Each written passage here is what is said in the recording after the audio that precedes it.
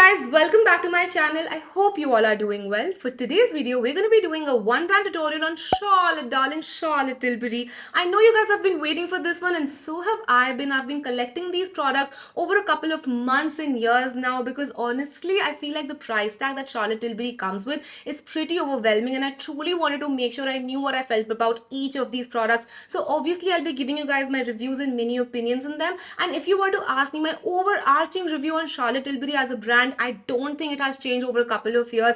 I don't think it's a bad brand or they have bad products, but definitely they are overpriced and there is a difference between it. Now, they have good products, but the price tag can be dialed down a little bit in my humble opinion. But with that being said, if you want to know how I achieved this look or you just want some mini reviews, then please keep on watching. I'll start off with the Hollywood Flawless filter and it's literally so empty right now. There's just so much windowing and I have to scrape by to even get the tiniest amount of product, but I'm not buying another size of this one. I truly feel like this is a slightly more overrated product. It's supposed to be like a hybrid skin illuminator, primer sort of a situation, and it does come in different shades. I have the shade 3 light medium, which is like a good match for me, but I truly feel like there's so many products out there in the market that can give you this glowy hydrated base going on that won't burn a hole in your pocket like this one does. And it does come in mini, so if you feel like you still want to try it because of all of the hype and everything, you can definitely do that. Personally, for me, I think I've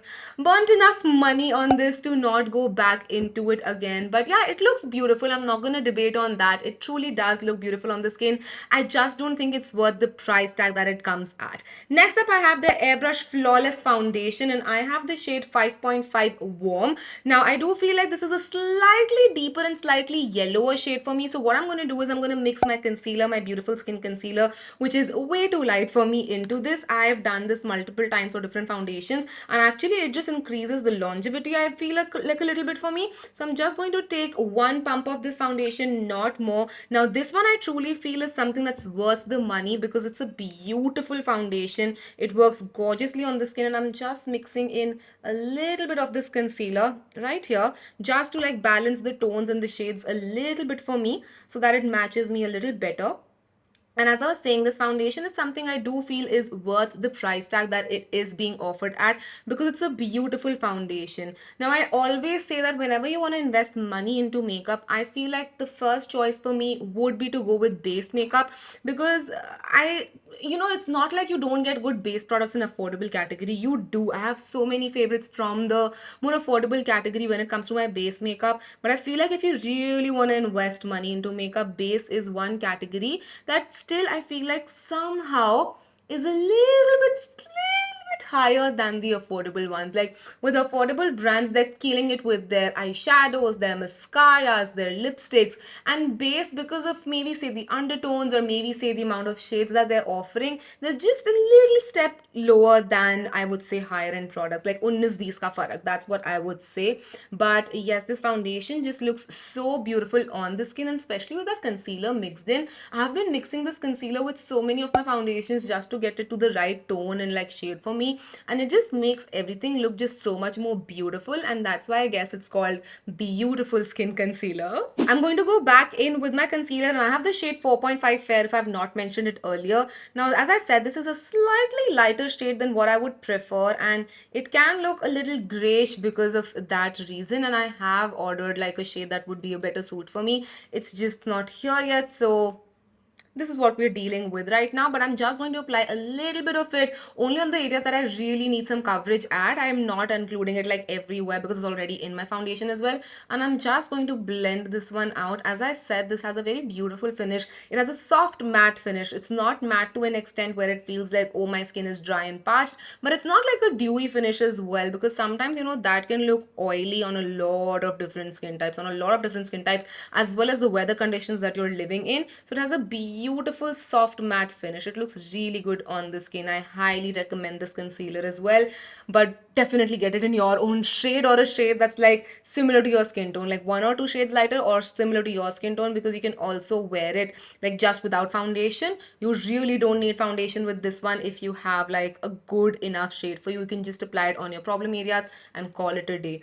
But because I have slightly lighter one, I'm just highlighting a couple of areas that I want to like brighten brighten up and just make sure that they're not looking sluggish and sleepy. I mean, just look at that skin. It's looking so good. But before I set my concealer down with the powder, I'm actually going to do all of my cream steps because I do have all of their wands with me right here that I will be using for my contour, my blush, and my highlight. And for the most part, I really like this, and I'll tell you why for the most part. But I'll start with my most favorite wands from them, which is the Hollywood Contour one that I have right here. And this is in the shade Fair Medium, and it's such a beautiful contouring product. Now, I don't use a lot of this because you don't really need a lot of this. So the remnant part on the cushion is what I use literally for the next time as well, because you know there's enough on it to just get me through this contour as well. And this is such a beautiful blendable formula, which is so important when we're talking about a contour, because you don't want something that's going to be too stark or too harsh.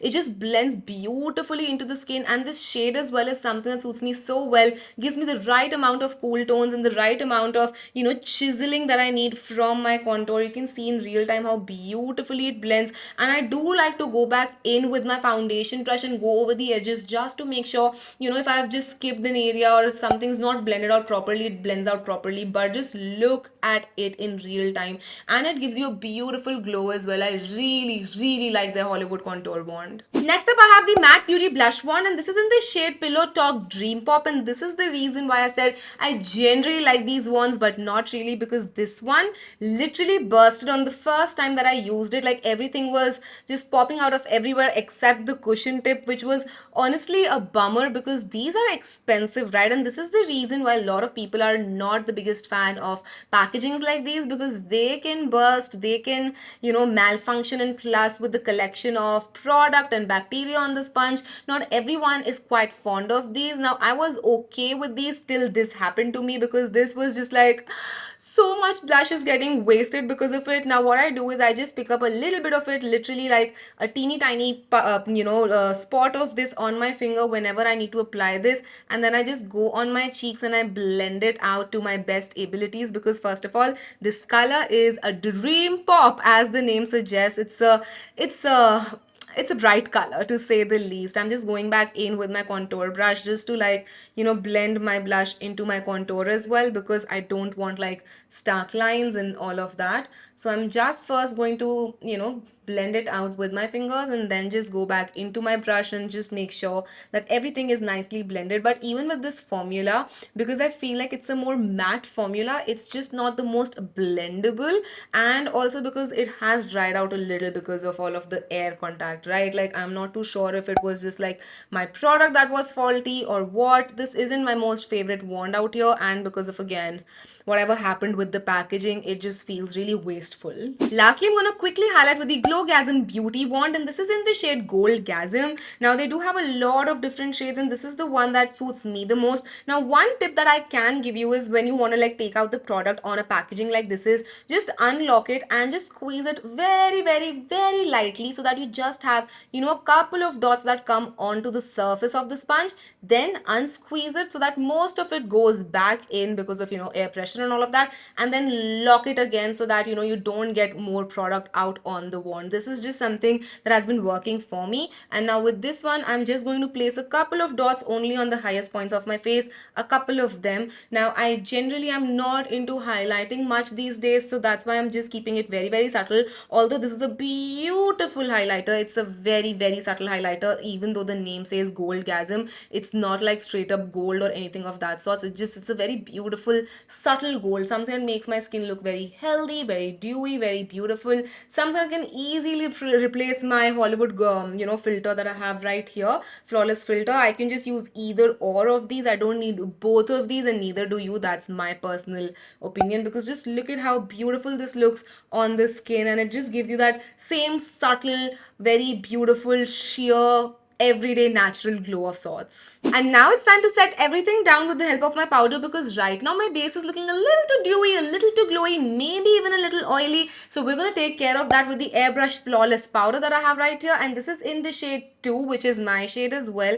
I think there are not a lot of different shades available of this, at least in India, which is a little sad. So I'm just going to use my powder brush, and I'm just going to, you know, powder my face down. Now, I feel like this is a very basic powder. Like, don't kill me for saying that out loud, because literally everyone that I've heard who has used this has been like, this is the holy grail powder, this is the powder to die for and everything. And I was like, why do I not feel it? Like, why do I really not feel it? Like, it's a good powder, don't get me wrong, but does it deserves what it gets?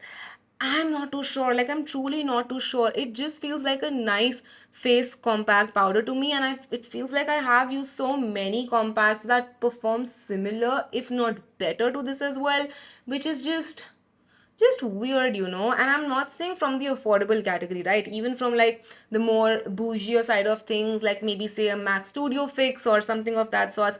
That's something that works so beautifully and gives you so much coverage. Like, I love that powder so much. So I was like, yeah, I like it, but would I be like, you need to get it? I'm not really sure.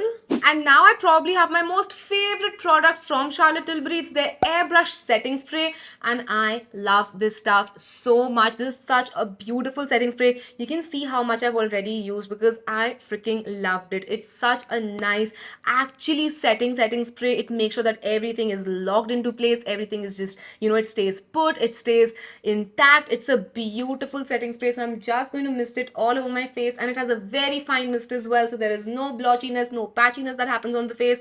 I love it. Highly recommend it. If there's one product that you must get from Charlotte Tilbury, I would say, yeah, the setting spray, but also the contour wand. Up until now, even the foundation's good. Out of these three, there's a tough competition. The base is done, and I've brought you guys up close, not only because we're about to start with the eyes, but also because I really want you to see this base and how it sits on your face. I really like it overall. Like, of course, there are some highs and lows with the products like any other brand, but overall, the base looks stun gun. Now for the eyes, I'll start off with their eyebrow pencil. This is their Brow Lift eyebrow pencil, and right off the bat, this is just a basic eyebrow pencil, like not something I would highly suggest you to invest in. If you want to spend this kind of money, go for benefit is what I'll say. It does come with its own spoolie, which is nice, but I'm just not the hugest fan of this pencil. I know they also have some other brow pencils that you can definitely look at, but personally, for me, I've tried just this one, and I don't feel like I want to invest more money into Charlotte Tilbury as a brow brand. I would rather, again, as I said, just buy benefit, because I truly think they know their brows and their brow game, and also because I know the products that I like from them. So I would rather just put that my kind of money into something that I already know, already like, already love, and I just overall know how it will work, rather than just playing a gamble and being like, will this product work on my brows, or will I end up just hating it? Now again, this is not a bad brow product, don't get me wrong, but this is nothing extraordinary. This is nothing that you need to have in your life, is what I mean.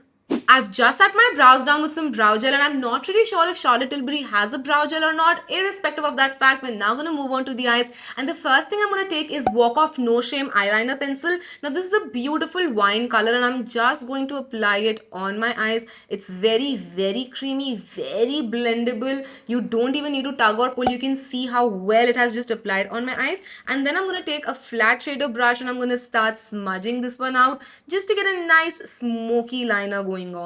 As you can see, I went in for a really thick liner because I'm going to be using this as an eyeshadow base. I'm going in with a topper shade from my luxury palette in the shade Pillow Talk, and the only shade that I truly care about is this topper shade right here, and I really wanted something underneath this to help it reflect it a little bit more. So I'm just going to pick this up with my fingers because that's how it works the best, and then I'm just going to apply it all over my eye. This does have like a pinky undertone to it, and you can see how well it reflects with something underneath it, so just it gives it a little extra something. It's a beautiful topper eyeshadow by itself, but with the base underneath, it just gets extra special.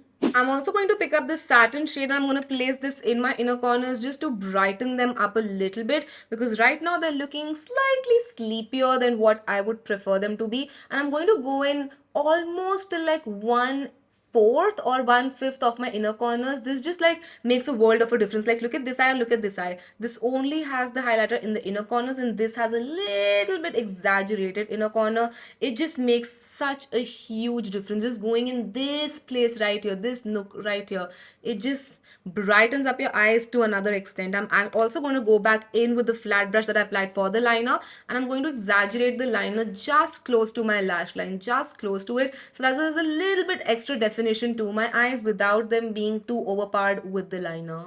Also going to pick up this brown with the same liner brush. I'm not switching up the brushes, and I'm just going to pack this on my lower lash line just to balance it out a little bit more. I'm going in just till the half of my eye, not completely in, because that can close up your eyes. Just till half to give me like a doe-eyed effect of sorts. I'm also going to take my Rock & Coal eyeliner in the shade Barbella Brown, and what I'm going to do is I am just going to line the half that I have applied the eyeshadow in. This again is to just get a doe-eyed effect. I'm not lining my complete waterline, just the halves as you can see, and again going back in with that brush, smudging it out and making it one with the lower lash line just to get a nice effect going on. Using my Legendary Lashes mascara, I'm just going to coat my upper and bottom lashes. This is a mini, and I think that's the only amount that I am ready to spend on when it comes to like a higher end mascara, because there's just so many good options available in the market with Maybelline, L'Oreal, Swiss Beauty, Mars, to name a few. I can't justify the price tag these mascaras carry. I truly can't. The only brand that I think I can justify the price of is Benefit, in my opinion, because they truly do like bombdiggity.com mascaras. But this one, the name says Legendary Lashes, but I feel like they're very basic lashes even after this, because I will be applying falsies. Like I will be doing that. This gives you a very basic mascara look. I have very non-existent lashes, so I need my mascara to truly be legendary, and I was hoping that from this one, and that's just not the case. The eyes are done, and now finally it's time for the lips. And if there's one thing that Charlotte Tilbury is really famous for, it has to be her lipstick, and that too in the shade Pillow Talk. So we'll obviously be using that. It was also my first lipstick empty ever, so it's a little extra special for me. I love the formula, the shade, the everything that a lipstick has to offer. But before that, I'll be lining my lips with her lip cheat in the shade Walk of No Shame, because again I just want to match it a little bit to my eyes. I will be doing a sort of smudgy lip liner look where I want it to be defined on the outside, but on the inside I will be smudging it out just to get a nice ombre effect, and that's why I haven't really sharpened my pencil as well, because I want to have that softer lip look. Now her lip liners are good, but just like most things Charlotte Tilbury, I do find them slightly overpriced. So if you're like me who loves the shades that Charlotte Tilbury has to offer, but you don't really want to spend so much on a lip liner, you can definitely check out their minis. I just bought this trio. I just got it in the mail. I haven't even opened it. Now this one has Pillow Talk Medium, and Iconic Nude. So I'm really excited to try this out. And again, you don't have to spend so much on a full-size lip liner, because obviously it's also going to take a long while in finishing it up. Minis are much more convenient to finish up. Now I'm going to be using my lipstick, and I have the shade Pillow Talk with me right here. This is a new bullet because I've already finished one of these up. I love this shade so much. I'm just going to apply it all over my lips. I am going to be blending it out into the lip liner just to get a nice ombre though. I don't think I need to tell you how much I love this lipstick. Emptying it and then repurchasing it is proof in itself, but I also love the formulation on this one because it's a very comfortable and plush formulation that doesn't dry out your lips, and the color is just so beautiful. It's a very hard to dupe color as well, so it feels worthwhile spending on this, and anytime I wear this lipstick, I always get compliments. And with that, I finished my one brand tutorial using just Charlotte Tilbury products. I really hope this video was helpful for you all, and if it was, then don't forget to comment and subscribe. It would mean the absolute world to me. Also, let me know what other one brand tutorials you guys would like to see, and I would love to do them. But I'll see you guys next time. Till then, take care. I love you all so much. Mwah. Bye.